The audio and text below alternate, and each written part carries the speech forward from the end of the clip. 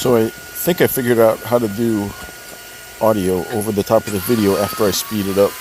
So what I'm going to try and do is narrate while the video is playing super fast, and maybe you can understand what's going on. So this first step in the wood before you resaw it is you need to make sure you got to get 3 of the 4 sides true and level. And so this first step in the planer is just, oops, I blew a circuit breaker there. First step is putting it through the electric planer and getting one side of the board perfectly flat. And I'm just checking with the straight edge here to make sure the top side is flat. And then I'm going to run the other. I'm still making 4 guitars. I ordered another fretboard that I'll need to get up to speed, but I'm going to put four tops through. So I'm just running each top through and then checking the top to make sure it's level and perfectly flat before I go on to the next one. That little crank I'm dialing there is just dialing the cutter head down little by little as it's taking off wood to just get the top flat. I'm not worried about final thickness here yet. I'm just trying to get it flat.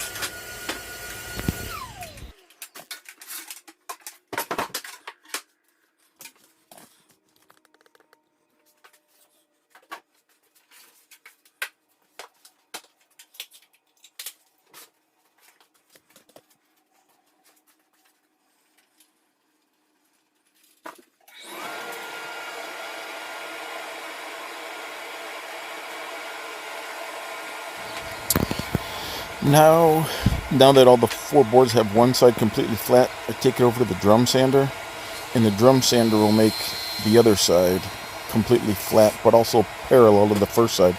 The planer can only flatten one side, and so if a board is warped or it's got a twist in it, you can flatten one side, but when you turn it over and do the other side, it'll plane the twist or the warp right into the board, so it doesn't make it flat on the opposite side. So you got to go over here to the drum sander, and on the conveyor belt, it's got a steel bottom, and the rollers push the wood down, and it'll make it completely flat and parallel to the first side that's already planed in there from the planer.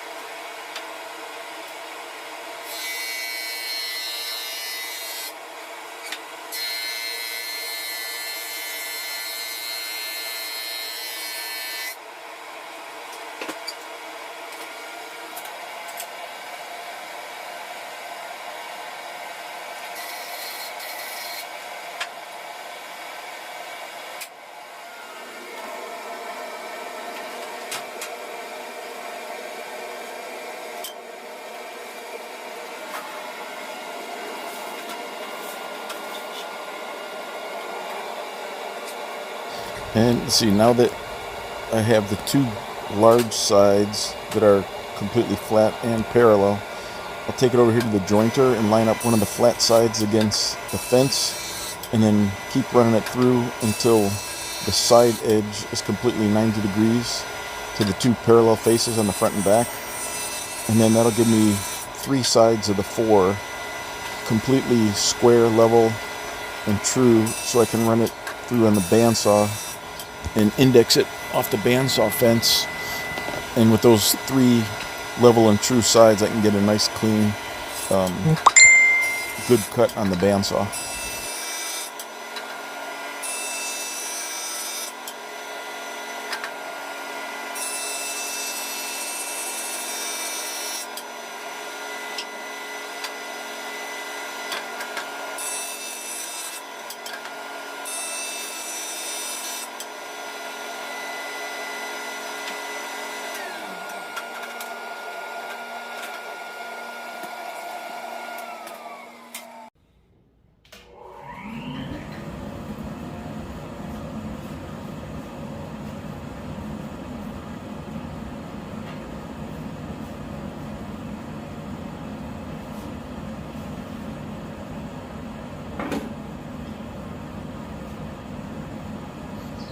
And then finally, here's the last step here, just take it over to the bandsaw. I think these boards are almost 12 inches wide.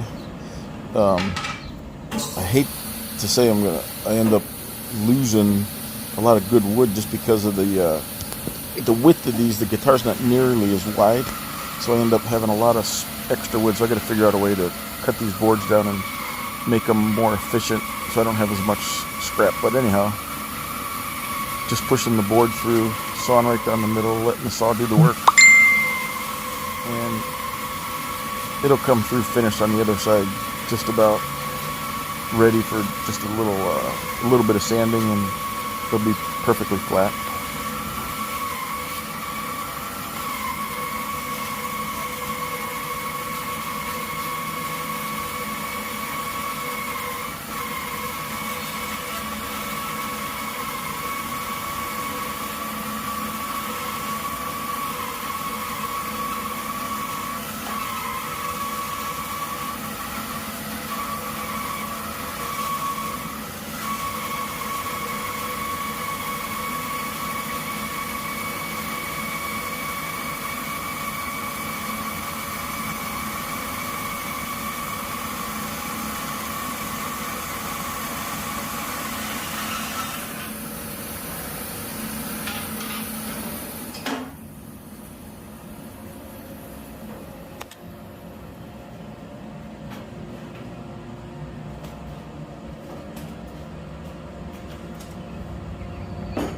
And so when you open them up, since they're book matched, you'll see the flame is an exact mirror copy of the other side, which is what'll look really good, obviously, on a Les Paul top. Exact same height, so it resawed perfect. That's the inside where the blade was hitting, so super good cut with that saw. I love my Laguna bandsaw.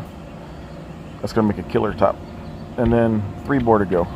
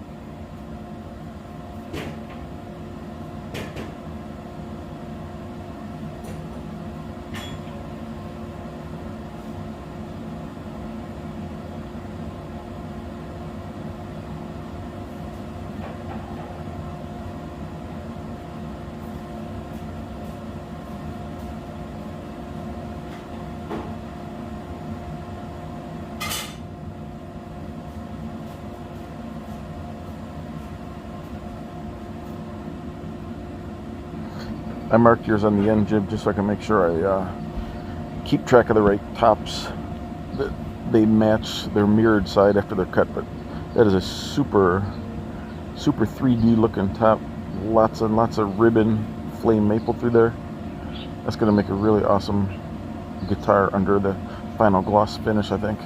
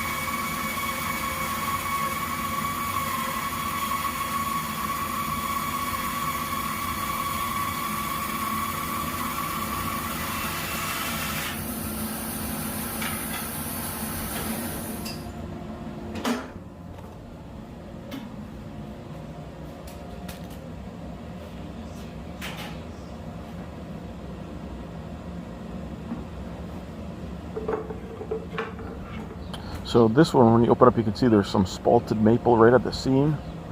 So I got to decide, the boards are plenty wide enough, I can either cut that out or I could leave it in there, because actually spalted maple is kind of a desired characteristic. It's actually caused by a beetle that bores into the wood, and the beetle is what causes that spalting. Or I could use the opposite side here, and you can see the opposite side is nice and clean. So I'll have to take a look at that and see what you think as far as, do you want the spalted maple coming through, or do you want it, perfectly clean without